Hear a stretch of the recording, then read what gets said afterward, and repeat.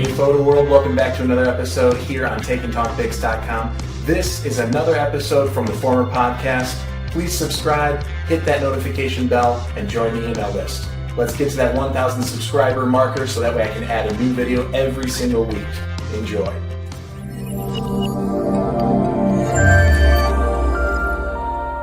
Hey Photo World, Rob Kruger here. This is Take and Talk Pics. We are on episode 29 featuring macro photographer Mike Moats. One of the problems today is that there's so many photographers out there, and there's so many good, really good photographers out there, that you don't get noticed quite as easily now if you're coming into the into the internet, fresh, as you did back when I started.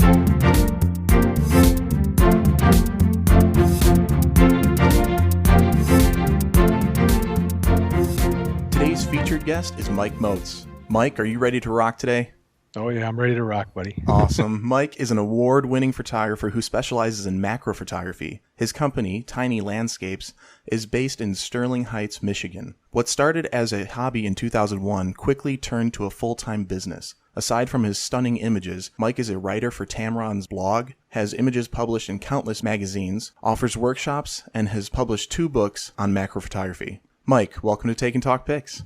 Welcome. Thank you very much. I've only scratched the surface about your business, what you're doing, not even mentioning the magazines like Outdoor Photographer and so many others that you've been in.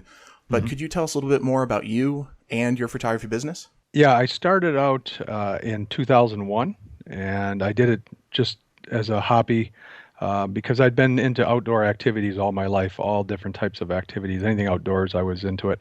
And so photography was just one of those things that I thought would complement all the other things that I do. And many times when I do training, because I was into mountaineering for a while, and I would do a lot of training out at the local parks, and I would see a lot of interesting subjects that I would always think, well, that would probably make a nice image. And so bought a couple books, John Shaw, Art Wolf, stuff like that on nature photography, and went out and bought a bunch of used equipment off of eBay and started shooting at the local parks. Fell in love with photography, and so kind of gave up on a lot of the other activities I was doing and put all my energy into the photography. And at the time I had a painting business, and the painting business was slow in the Detroit area here when the auto industries were starting to slow down.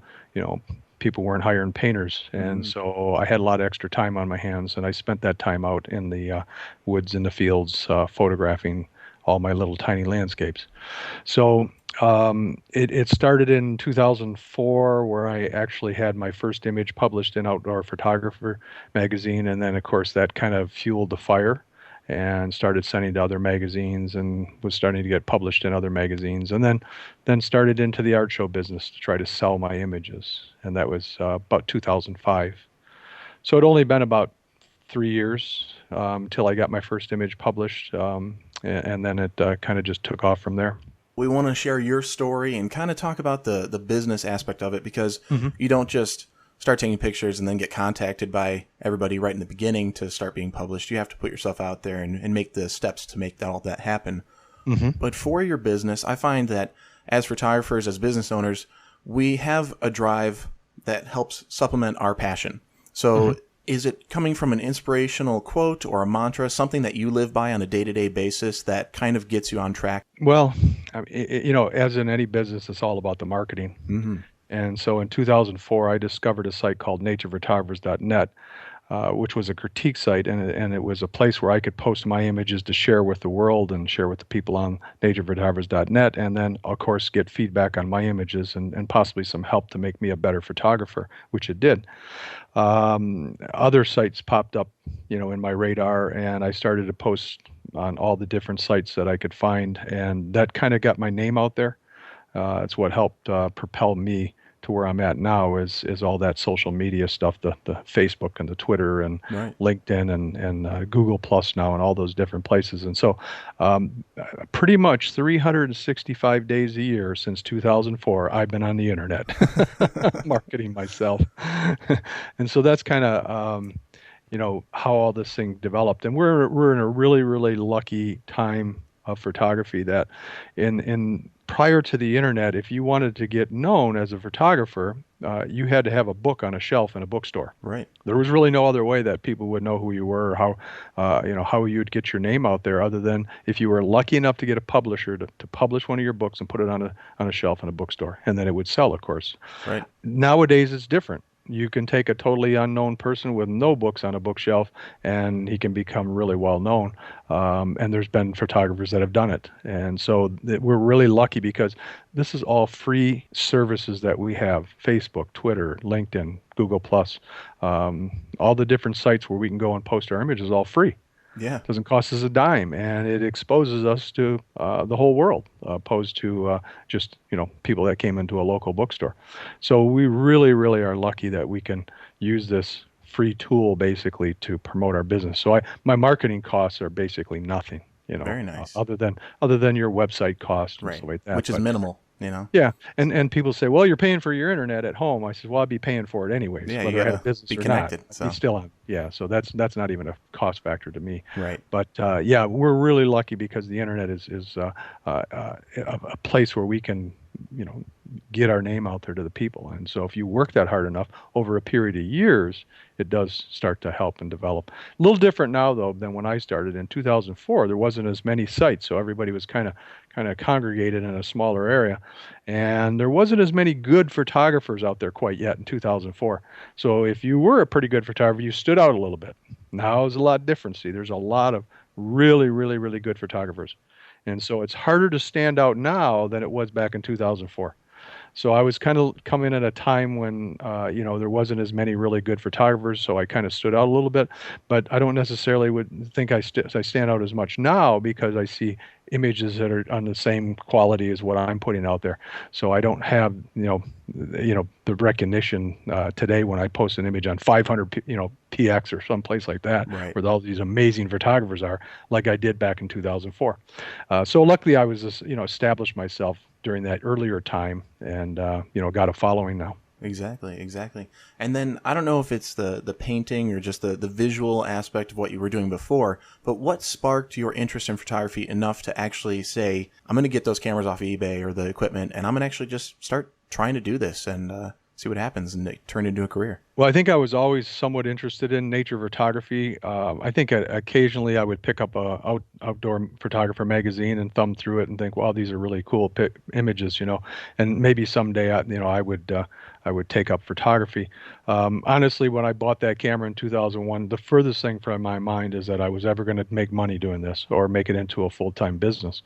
That never even came into the radar. I didn't even know people could make a living doing nature photography. And of course, I knew there was people like, Art Wolf and John Shaw, but I figured that was such a long shot to get a publisher to buy one of your books or, Right. to put it out there that it never even entered my mind. But when I did get my first image published in Outdoor Photographer, I was aware of people that were selling their images at art shows. And so with those first publications that I got listed in, that kind of, again, gave me some confidence that maybe I had some images that were pretty good because, editors of major magazines were willing to publish my images, and I was getting good reviews. I was winning awards and contests I was entering into. So I got some confidence thinking that maybe I could sell these images, and then that's when I looked into the art show business. And I'd gone to art shows and viewed photography in the past and always thought that, maybe my images, would sell in an art show situation. So I did get into the art show in 2005. I did that for 7 years, and the shows really started to tail off at the last the 6th and 7th year sales-wise, and due to the economy in the area that I was, showing in. Mm-hmm. And so I did eventually get out of that business, and I just went strictly teaching. So when I was in the art shows, the problem is that in the Midwest, our shows go from about early May until end of September. So when I started doing the shows, and I thought, well, maybe I could turn this into a full-time business, But the problem is that I still have a half a year where I've got no income. Right. It was doing really well during the months I was doing the art shows, but then in the winter months, of course, I had no income. And the guys that were doing it full time in the art show business were going down to Florida, they were going to Texas, they were going out west to Arizona, California, and they were doing shows during the winter months. Well, I didn't want to do that. Didn't want to leave the family and travel and do that kind of stuff. Um, so I had to figure out what I was going to do in the winter months to make money if I was going to turn this into a full-time business. So in 2006, I think it was, I put some signs in my booth for workshops, macro workshops. And in the first summer that I put those signs in my booth, I had gathered 1,000 names on a mailing list. Wow. And so in September, when my shows were coming to an end, I sent out 1,000 postcards and I listed dates when I was going to do these workshops. And I think I sold out the first 6. I originally called a hotel up and scheduled for a conference room, and that sold out within days after I sent the cards out. And then I called the hotel and I asked if they had the next week open, and they did. And then the next weekend I filled that one up, and then I went like 6 straight weekends in a row, filled up every one of them, Very nice. all from those art shows and from those that mailing list. So that kind of gave me some income starting through the winter months, and so then I could see this as a summertime thing doing the art shows, wintertime doing the workshops. Yeah. Very cool. And a lot of photographers, when they start thinking about doing a workshop, they think it's so easy. So they just, oh, I'm doing a workshop, and they announce it. And then all of a sudden they realize I'm not selling anything. Yeah. And I think you did it right where you said it exists, but you don't have anything yet. It exists. And then you built that list so that way you can pitch to a group, a specific target market who's already seen your work, who's already been introduced to you. So, exactly. Exactly right, because so many photographers you hear say, well, I think I'm going to do some workshops. Well, if you don't have anybody that follows you or knows you who you are and seen your work, then you're not going to fill up workshops. Right. So with me, I had the people that were in my booth, saw what I was doing. I says, hey, I'll teach you how to do what I'm doing. And every year I would gather hundreds and hundreds of new names. And then, so the next year I'd sell out more workshops, and the next year I'd gather new names from the art shows and then sell out more workshops. Right. And so it was working out really well because not only was I making money at the workshop from selling my art, but then I was also making the money after the workshop by bringing those people into the workshops. Right. So right. yeah, it was pretty cool. And in business, it's not all streamlined and perfect. I mean, there's times when things just don't work out the way we thought they would, and we have to learn from that. And I don't want Photo World hearing you and going, oh, I didn't think this was going to be a career, and then all of a sudden I get published and there's that confidence. I don't want you to paint this picture for them that it was just all sunshine and rainbows the whole time, because Right. I'm sure it wasn't. The truth is we learn from hard things. Is there a failure moment, one specific story you can recall that kind of stood out as a time when, that didn't work, but you're better for it now? Well, when I started in the art show business, things were going really good. And as in all businesses, when business is doing well, you assume it's going to continue like that forever. Yeah. And if anything, you think it's going to keep growing and getting bigger each year, right? Mm-hmm. Unfortunately, you don't take into consideration that the economy can go bad. Housing market plunged and people lost money on their homes, and people Right. were upside down in their homes and owed a lot of money. The other thing is that when the art shows were doing well, they were doing a lot of building in my area in the Midwest, home building. And so what happened was when people would buy a new home, it was generally a bigger home, and they needed more art because they had more walls to cover. Right. So those people that were buying new homes were out buying art. And when there was a housing boom and everybody that was a contractor was building homes and selling them as fast as they could build them, people were buying art. Then when the housing market went down the tubes, you saw all the building come to a cease. Nobody's buying homes. And people had their artwork. They didn't need to buy new artwork. And so all those things contributed to poor sales at the art shows, and it hasn't really recovered. Talking to some of the friends of mine that are still doing the art shows, Right. sales are doing pretty bad. So, that's something that you learn as you go. And even with workshops now, I talk to a lot of other pros that are doing workshops that are telling me that they're not selling out workshops like they had in the last few years. And when I ask them, well, what do you think the cause of that is? Well, there's too many photographers teaching workshops. Too many people out there doing it. So of course that waters down everybody's business. Absolutely. And I can't fault someone for wanting to go into this business. Heck, I did. Right. you know, Right. and I took some business away from somebody when I came into it. So it's kind of hard to get mad at people because they want to go out there and make a few bucks teaching workshops. Right. But unfortunately, when everybody does it, it all starts to come to a head, and then eventually everybody's hurting for work. So Well, and I think we kind of see that happen time and time again where, I specialize in wedding photography now, and it just feels like, oh man, there's so many wedding photographers. But Yep. the reality is, photo world, you got to find your niche. You got to find what separates you, because there's always going to be a saturation in a market. And when things change, it's going to saturate differently. In 2004, people were really getting into the digital. The pros were really getting into digital then. A lot of people were still on film and refusing to make the change. And, that was just a big, crazy time for the photography world. All of a sudden, it feels like there's a lot more photographers who are of a higher quality. I don't know if that was ever the case. I think the fear of film is out of the way. So now it's offered that option. So it's the beauty of digital, the love and hate relationship we all have with it, right? Yeah, and then with the stock photography, which I know quite a few different pros that I've gotten to know over the years that we're making huge money in the stock photography business. I mean, over six figures a year selling stock photography, and they tell me now that it's basically wiped out, totally gone. Yeah, they might see a little just $100 this sales. month. Yeah. Yeah, and that's something, again, just like we had talked about in the art show business, where you get into this and you're making good money and you're thinking everything's going to continue forever like this, and then something comes along and changes it. Well, stock photography was the same thing. Once digital photography came along and everybody and their brother had a camera and could submit easily online to their stock agencies, and they changed the format of selling images and what they sold them for, that just really killed a lot of photographers' income.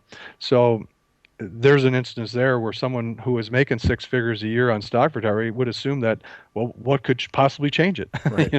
What could come along and change what's happening? It's going to continue like forever, but it doesn't. And so all those guys that were in the stock photography business that were making big money, that are now not making big money, they're out there teaching workshops because they have to adapt. Right. And they have to figure out, well, what can I do now? And so you see a lot of them out there doing workshops, whereas they weren't doing as many workshops when they were selling a lot in the stock photography business. Absolutely.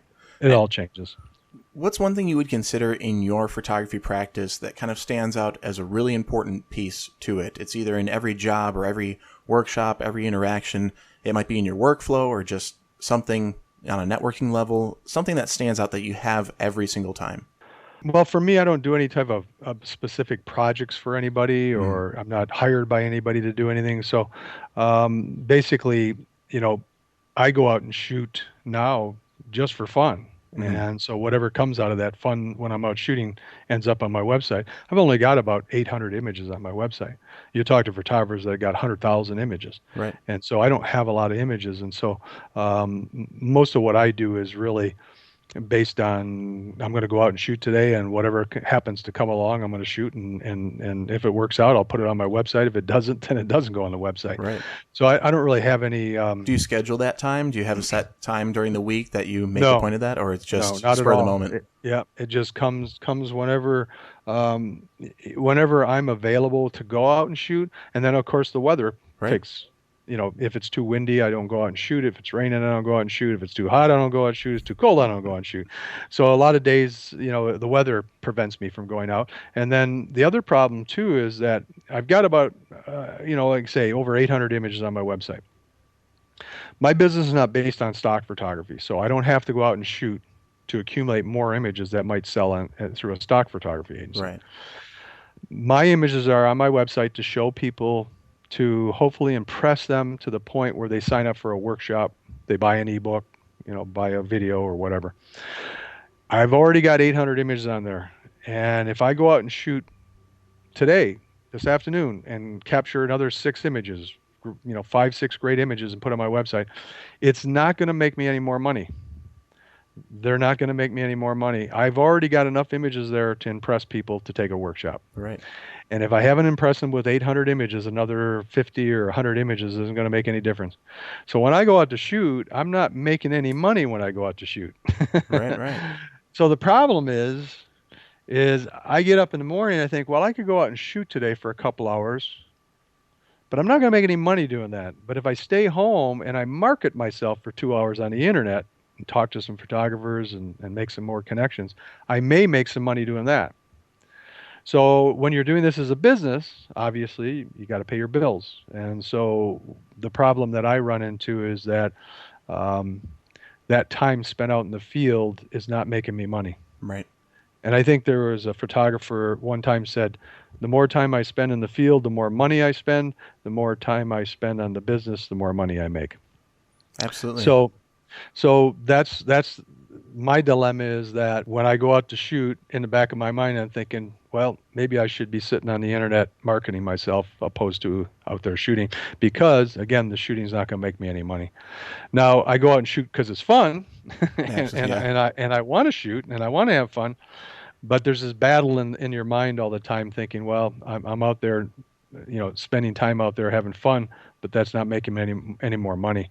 It'd be no different if I went out and rode my mountain bike or took my kayak out. Right. I mean, at the end of the day, we're running businesses, and it's so hard for getting our clientele to understand that pretty often. Yep. They think we just go out and shoot for fun. Just shooting is the smallest part of this business when you get into it. I mean, when we're talking about photographers and changing their business to lead to growth in success, maybe you've already answered, and actually I think you already have, but what's one thing you would recommend for growth and success in a business, regardless of their current level? Well, every photographer that I've ever talked to that comes to me and they say, I'm interested in making a little money with this business, and maybe looking to sell my images, maybe looking to teach workshops, whatever it is they want to do. I always give them all the same answers and what's worked for me. I says, get yourself a website, get onto every single possible site that you can find, photo site, start posting your images, start communicating with other photographers, and you got to do this on a daily basis. And start a blog, start writing on your blog every day, giving tips out to people, giving how-to information that people will come to. If you're writing a blog and all you're doing is telling people about your time that you're spending in the field, and this is my shots that I got, and I'm going on trips here and going on trips there, I'm doing this and that, and you're not giving them any information that's helping them as photographers, eventually they get tired of coming to your site and seeing what you got to say about yourself. Right. You have to give out information that has some value to that person, that helps them with their photography, so that it draws them back on a daily basis to see what you're saying. So I'm out there generally every day giving out some little tips on macro photography to help people grow as macro photographers, or give them tips on places to shoot, or software. I use this software to produce this image, and this is the out of the camera, and this is the after shot, and anything that can help them as photographers. And that keeps people coming back to my blog on a daily basis. Now, eventually, when they come in, they're also going to see that, hey, I'm doing a workshop out in California, I'm doing a workshop in Florida, and hopefully they live in that area where I've just posted that workshop, and they'll sign up for that workshop. Or maybe I got a new ebook that just came out, and so when they come in on a daily basis to find information about making themselves a better photographer, they also find that I have this, the workshop or an ebook that just came out, and hopefully they buy that. Right. Or they take the workshop. Use the information you're putting out there as a source of value for your potential client or customer, but then also give them something more that's going to make your business operable, and give them an additional value that they've already saw. So the photographers that I give this advice to, this is what I see. They're all gung-ho, right? And they're like, yeah, that sounds great. I'm gonna start doing that. And they set up their website and they get their blog going, and you see them out there blogging, and you see them out there on Facebook, and you see them, putting this stuff everywhere on the internet. And they're doing this pretty religiously for, a month or two. And then you start to see that they're not there every day, they're every other day. And then after a few months, it's, it's down to once or twice a week. And then you see them after about 4 or 5 months, it's once a week. And then after about 6 months, you don't see them at all. Right. And the problem is that the results don't happen fast enough for them, and they lose interest. And they go, this is a lot of work. This is a lot of work, man. And I'm not making any money doing this. So you know what? This is just not happening. It didn't happen for me in 6 months. It took me years. Right. I mean, I started in 2004 just having fun, and that's what it was. It was just having a ball, and I got addicted to being on the internet every day, posting images and talking to photographers, and it was just such a riot that I was just assumed, consumed with this, this internet thing and all the fun of posting images and seeing images and all that, and so it wasn't anything that I was ever, doing thinking it was going to turn into a full-time business. It was just I was having a blast doing it. So it has to be fun to do. And if it's not fun, then yeah, it's not gonna work for you. And so, but Exactly. you have to be consistent. You have to do this, and it's a matter of years. And it took me about 3 or 4 years of posting, like I say, thousands of comments and thousands of images out there, through all those critique sites and places where I would go and communicate with photographers, until I could build a following to start buying ebooks and taking workshops out of state. Right. Just getting that interest in what you're doing is one thing, and then just seeing things change naturally because you're engrossed in the idea of sharing it on Facebook and connecting with Right. people there, whatever. Can you recall an aha moment? And maybe that's it, just getting it out there. An aha moment where when you were either starting, doing your business or shooting, something came up where it was like, this is where things started to change. I can look back and say that was it, because I don't think there's one pinnacle moment as photographers. Well, for me, it was the art shows that I was doing where I was drawing people to my workshops. See, I was doing the workshops in Southeast Michigan, outside of Detroit, where I live, and I did those for about 3 years. Now they were doing fine because I was drawing people in from my art shows. Mm-hmm. But I knew that this couldn't continue forever. I couldn't just keep doing workshops in Southeast Michigan. I would have to travel outside of Michigan in order to make this into a viable business that would Right. sustain itself for years to come. So I had to take it outside of Michigan. Now this is pretty scary because I'm filling up workshops in Southeast Michigan because I'm pulling the people in from the art shows. But have I done enough internet marketing of myself over the few years now in order to pull people into cities outside of Detroit area where I live? So I set up my first workshop based on ebooks that I was selling, and were the biggest groups of people that were buying from me were states like California, your states that had the bigger populations, of course, a Mm-hmm. lot East Coast down into Carolinas, place like that, where I was seeing the biggest volume of my ebook sales were going. California was probably one of the number one states in the whole country that I was selling ebooks to. So I called up a hotel in Carlsbad, California, outside just north of San Diego, and I booked a room for a workshop, and had no clue if I could possibly fill this workshop. So on all my blogs and social media and all the places where I congregated, with other photographers, I says, hey, I'm doing a workshop in Macro Boot Camp in Carlsbad, California. That workshop in about a month sold out, Very to nice. my surprise, right? Because this is something like, It's foreign to you. wow, Yeah, this it's is brand cool, new. right? Because I understand why I'm selling them in Michigan, because I'm pulling in people from my art shows. But now I'm all the way on the other side of the country, and I just sold out a workshop. So I called the hotel up because I had actually sold that workshop out, and I had a waiting list that was halfway to a second workshop. Enough people to do a second workshop. Called the hotel, said, "Can I get the weekend after that one?" And they said, "Yes, it's available." So I booked that one and sold out the second one. So that was kind of that aha moment that you're talking about. Is like, Yeah. oh my God, I cannot believe this. So basically, the time that was spent for the few years on the internet, 365 days a year, just marketing the hell out of myself, is where it starts to pay off now. And I started to realize that I had done my time on the internet, built it up big enough to where I could go out of state. And then I think I sold out. I went to Cleveland next, which I've been to Cleveland 8 times and sold out Macro Boot Camp there 8 times. Very nice.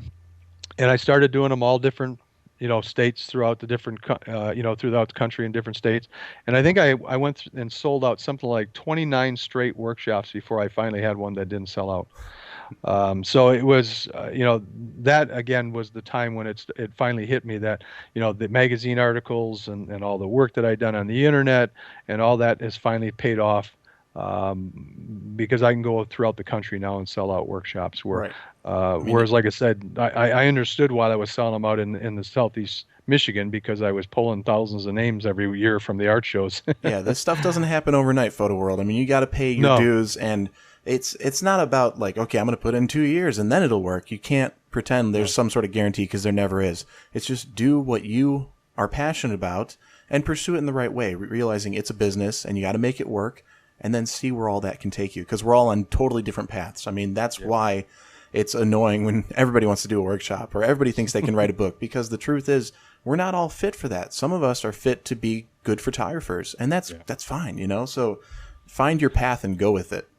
Mike, could you share with Photo World a time where you kind of had the I made it moment as a photographer? If we say there's one I made it moment, I feel like that would be the plateau, the top, and then we'd all fail after that. So maybe not the big I made it moment, but one where it was like that confidence came to your validation for your work and things like that. Well, I think for everybody, it would be your first image that was published in a major photo magazine. Yeah. That was probably the most exciting thing that ever happened to me.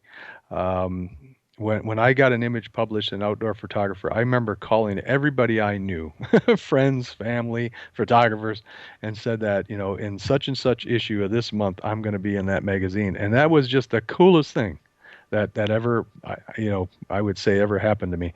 And I think that would probably be something that every photographer would relate to, as far as getting that first image published.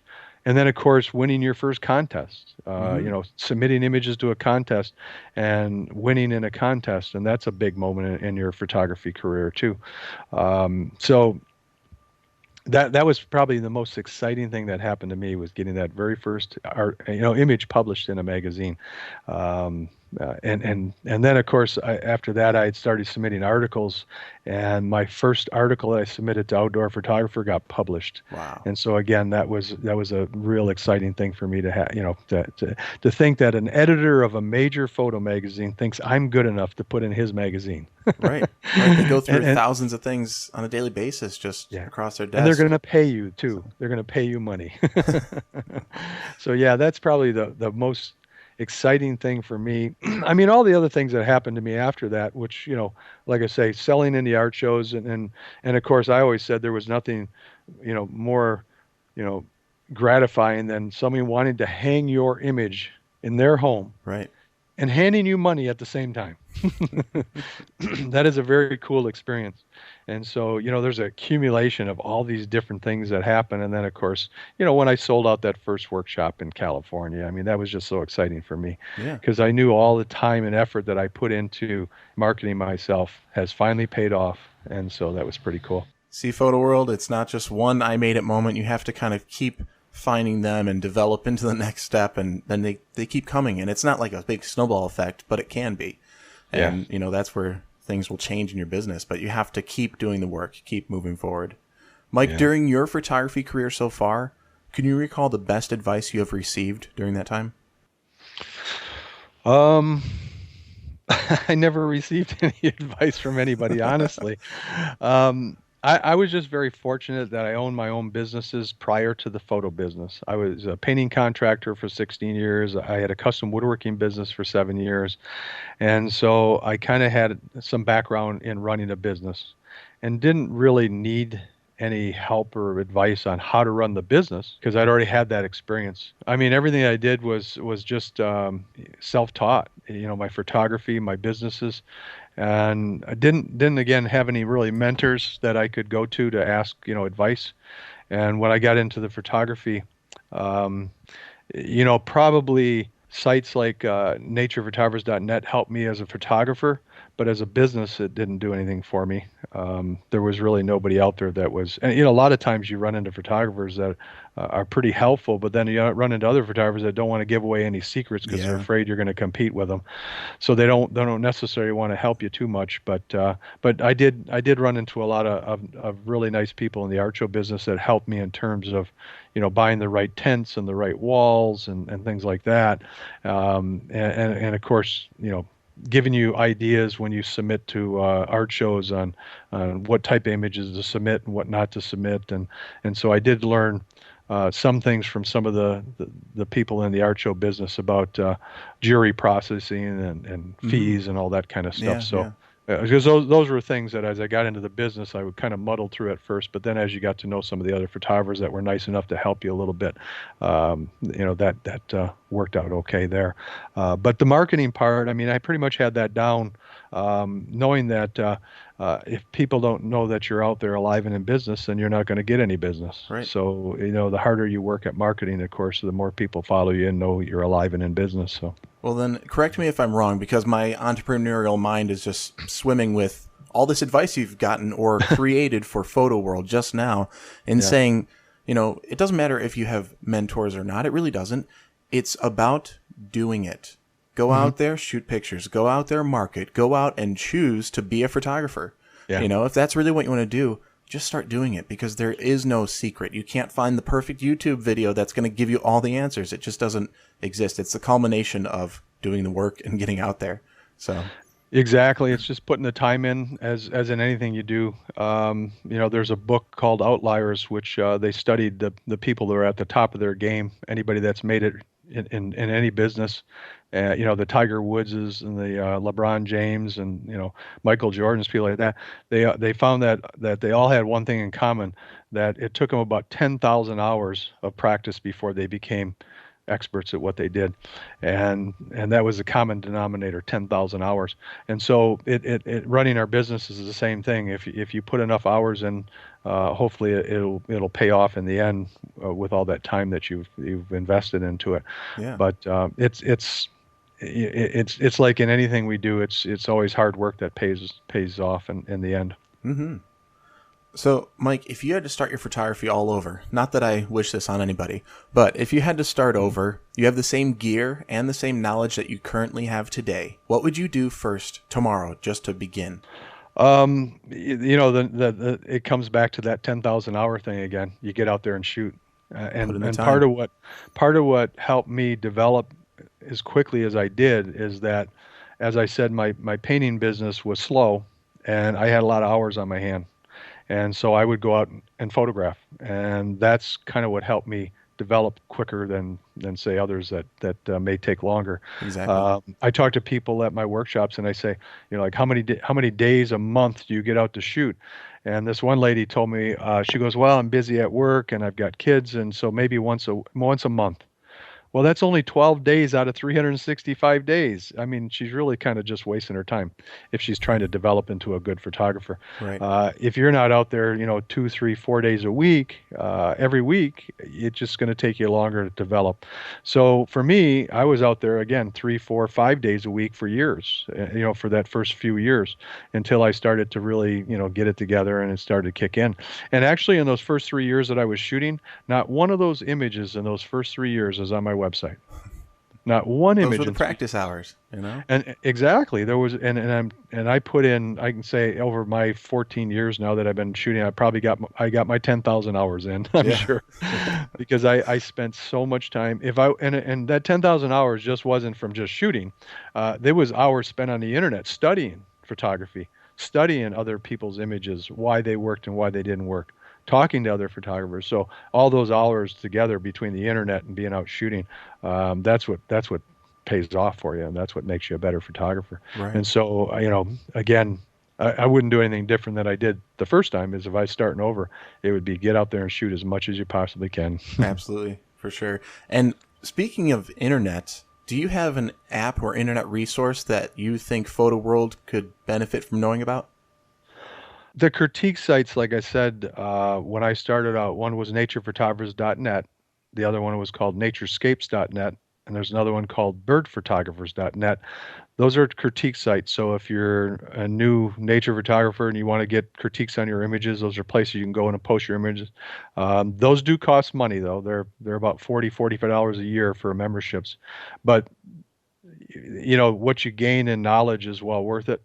Facebook, of course, is probably my best place to go as far as marketing myself for people that follow photographers on and communicate with photographers. Facebook's number one for me.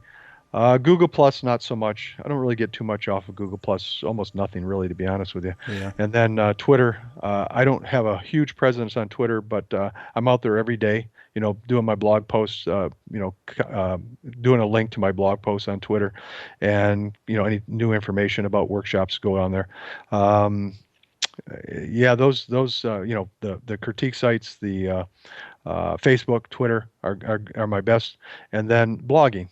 Getting a blog and putting a blog together that you can communicate with photographers, and then of course there's sites like 500px and 1x, and there's all kinds of places, betterphoto.com and all that. The other thing too is that there's a ton of sites out there that are schools of photography. So you have, Kelby One, and you've got lynda.com and Brian Peterson's School of Photography and betterphotos.com, and all these places where you can go and do workshops, or not workshops, but online courses and stuff. And then there's YouTube. That's another one that I have probably 70, 80 videos on YouTube, how-to videos, and for people to go and learn. And so there's just all kinds of places out there that we can put our information and get our name out there. So Photo World, when I asked Mike, do you have an app or internet resource, he's telling you, if you don't have one on your own, there's hundreds out there. So get out there, just do it. There's so many to choose from. Just a quick Google search will get you super far. So, all right. Other than our camera, because we all need that to take great pictures, or any pictures for that matter, what is one piece of gear that you could not live without? That's my diffuser. All right. I thought it was going to be the macro lens. Perfect. The diffuser. I think I like that better. What kind of diffuser do you prefer and use? A little small 12-inch diffuser. Okay. Just because a little the disc. subjects we shoot are small. Mm-hmm. And the great thing about macro photography, which is a huge benefit over landscape and wildlife photography, is macro photographers control the light. Yeah.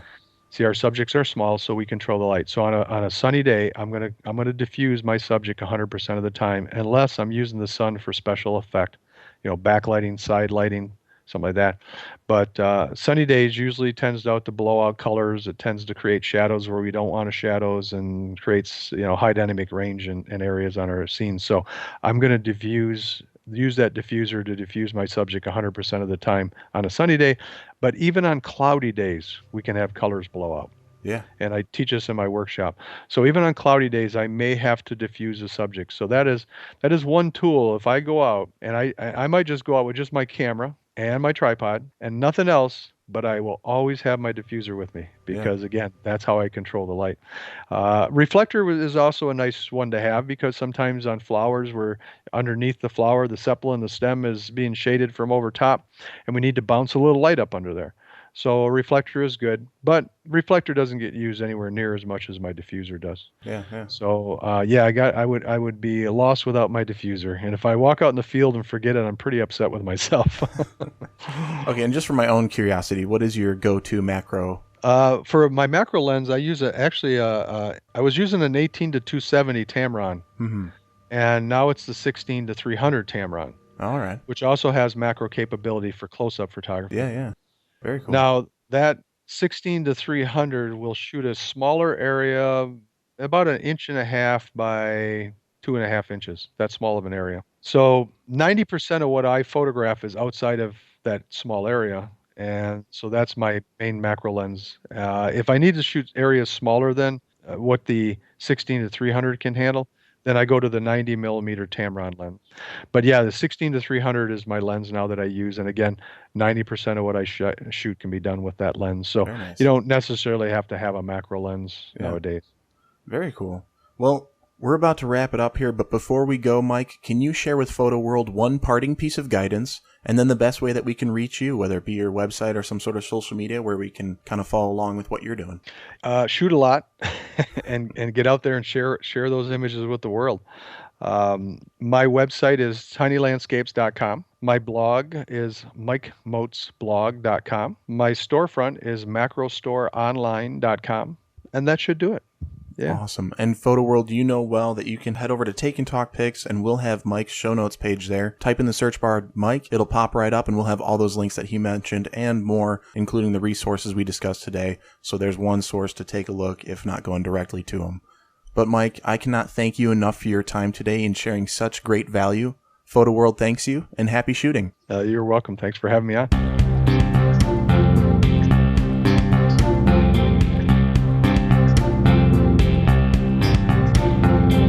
Photo World, are you looking for a way to make your images pop to that next level? Head to takeandtalkpics.com, go to the affiliates page, and from there you will see Free Vault photography products. We have worked out a special deal with Free Vault photography products so you can get 15% off your next purchase. Just enter Take and Talk 15. Spell it out, Take and Talk, then the number 15. Hey Photo World, thank you so much for tuning in today with our featured guest. Be sure to tune in next time where we feature another photographer and telling their journey. Happy shooting.